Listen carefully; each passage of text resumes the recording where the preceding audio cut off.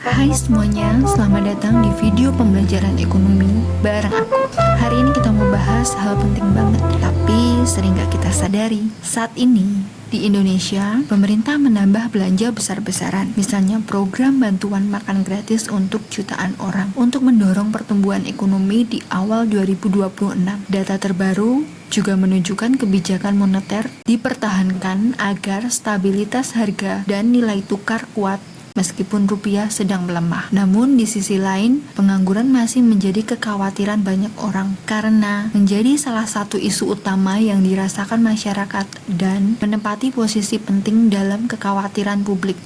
Kondisi seperti ini membuat kita sadar bahwa inflasi, yaitu naiknya harga-harga barang, dan pengangguran, yaitu banyaknya orang yang belum bekerja, masih saling terkait dan penting dipahami oleh kita semua. Mari kita bahas satu persatu dan lihat bagaimana semuanya itu saling terhubung. Ketika pengangguran tinggi, artinya produksi rendah. Kalau produksi rendah, pendapatan masyarakat juga rendah. Kalau pendapatannya rendah, daya beli ikut turun. Ekonomi pun melambat. Disinilah pemerintah bisa turun tangan melalui kebijakan fiskal, yaitu kebijakan yang berkaitan dengan pengeluaran dan pajak. Dalam konsep sederhana, pendekatan Y sama dengan AE adalah Y, di mana Y merupakan pendapatan nasional, sementara AE atau Aggregate Expenditure adalah pengeluaran total dalam ekonomi. Kalau pemerintah menambah pengeluaran, misalnya membangun sekolah, jalan, atau rumah sakit, maka pengeluaran total meningkat. Karena pengeluaran naik, produksi naik, perusahaan butuh tenaga kerja, dan kemudian pengangguran dapat berkurang. Pada grafik ini terlihat efek penambahan pengeluaran pemerintah atau delta G dalam pendekatan Y sama dengan AE. Awalnya, ekonomi berada di titik keseimbangan E1 saat pengeluaran total sama dengan pendapatan, yaitu di Y1. Ketika pemerintah menambah pengeluaran, misalnya membangun jalan atau sekolah, garis AE bergeser ke atas dari AE1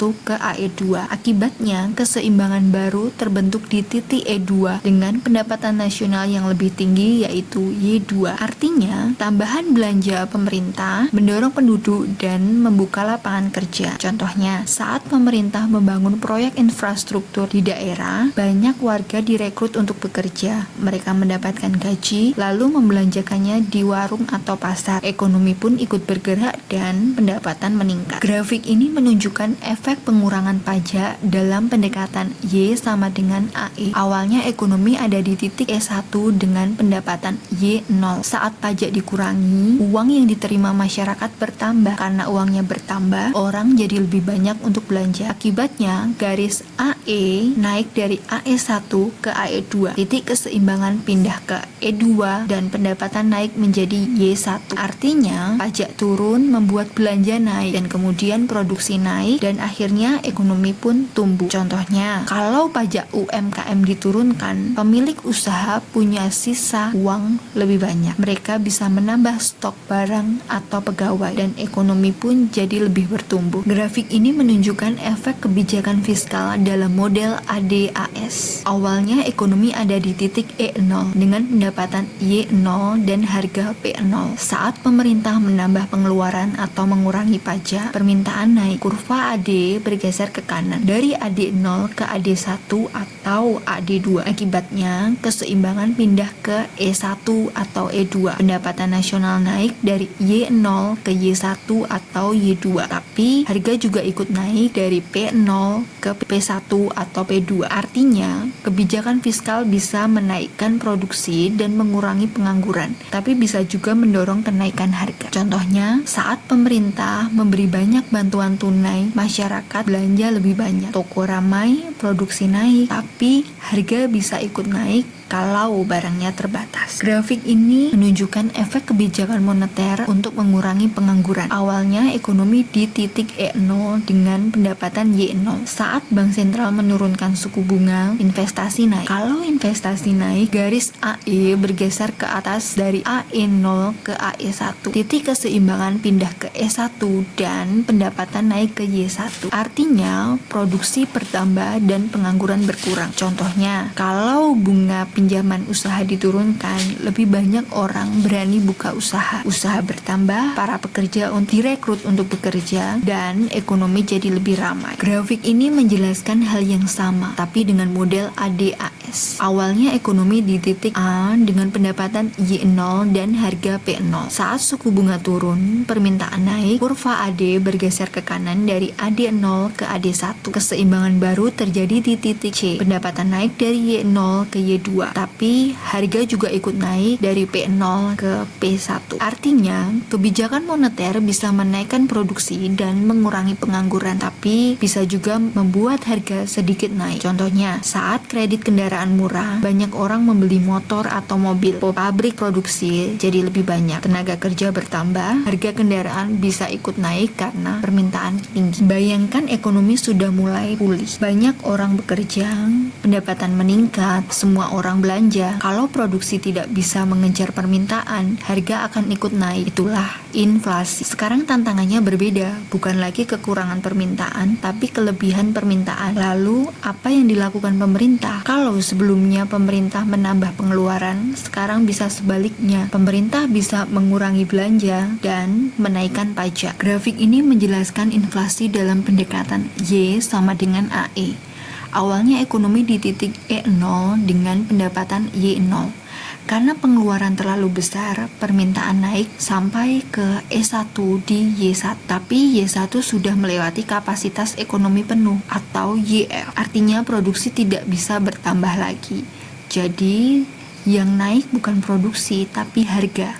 Inilah yang menyebabkan inflasi. Contohnya, saat semua orang punya uang lebih banyak dan belanja banyak, tapi jumlah barang terbatas. Barang cepat naik dan harga jadi naik. Grafik ini menjelaskan hal yang sama dengan model ADAS. Awalnya di titik A dengan harga P0 dan pendapatan Y0. Ketika permintaan terus meningkat, kurva AD bergeser ke kanan sampai AD1. Karena ekonomi sudah mendekati kapasitas penuh, produksi tidak banyak bertambah. Yang lebih banyak naik justru harga. Dari P0 ke P1. Jadi, permintaan yang terlalu besar menyebabkan inflasi. Contohnya, menjelang hari raya banyak orang belanja. Permintaan naik tinggi, tapi stok terbatas. Akhirnya harga sembako ikut naik. Selain fiskal, ada kebijakan moneter. Kalau inflasi tinggi, bank sentral bisa menaikkan suku bunga. Grafik ini menjelaskan efek kebijakan moneter dalam mengatasi inflasi. Awalnya, ekonomi di titik S1 saat permintaan sangat tinggi. Harga naik sampai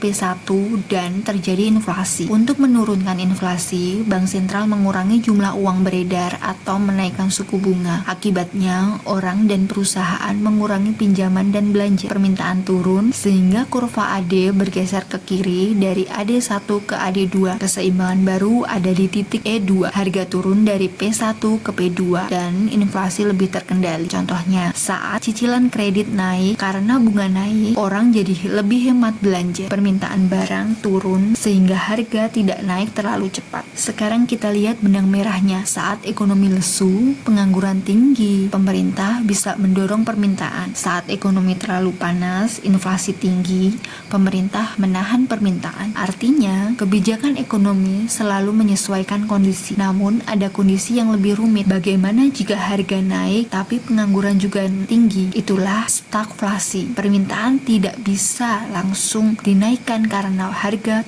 sudah sangat tinggi. Permintaan juga tidak bisa langsung ditekan karena pengangguran masih banyak. Solusinya bukan lagi bermain di sisi permintaan, tapi di sisi penawaran. Pemerintah bisa meningkatkan produktivitas, memberi pelatihan tenaga kerja, memberi insentif pajak untuk industri, dan memperbaiki infrastruktur. Grafik ini menjelaskan stagflasi dan cara mengatasinya dengan kebijakan dari sisi penawaran. Awalnya ekonomi seimbang di titik E0, harga P0, dan pendapatan nasional Y0. Lalu terjadi masalah seperti kenaikan upah, harga BBM, atau bahan impor. Biaya produksi naik, kurva penawaran agregat atau agregat supply bergeser ke kiri. Produksi turun dari Y1 tapi harga naik ke P1.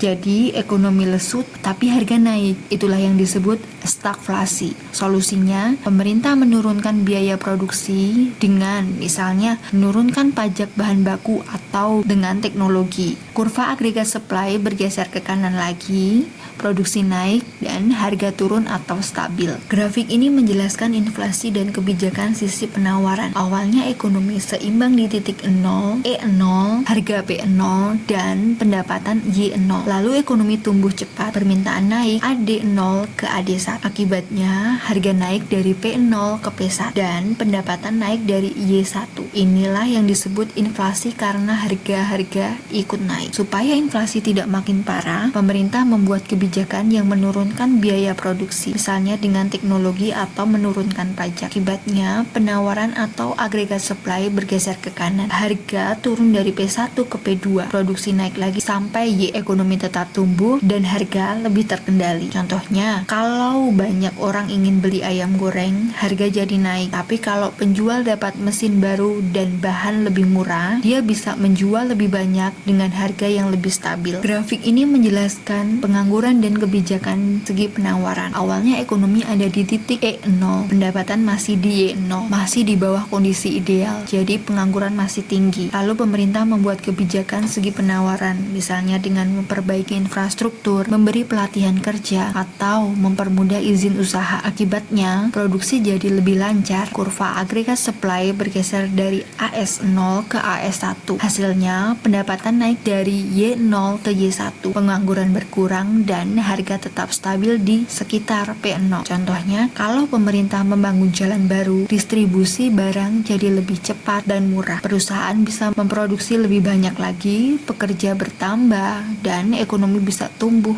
tanpa membuat harga melonjak. Teori agregat demand, agregat supply mengajarkan kita bahwa inflasi dan pengangguran adalah dua sisi keseimbangan ekonomi. Jika permintaan berlebih, harga akan naik. Jika produksi lemah, pengangguran akan muncul. Tugas kebijakan adalah menjaga keseimbangan agar hidup masyarakat tetap stabil dan sejahtera. Semoga video ini bisa bantu kamu lebih paham lagi tentang pengangguran, inflasi, dan kebijakan pemerintah. Sampai jumpa di video selanjutnya.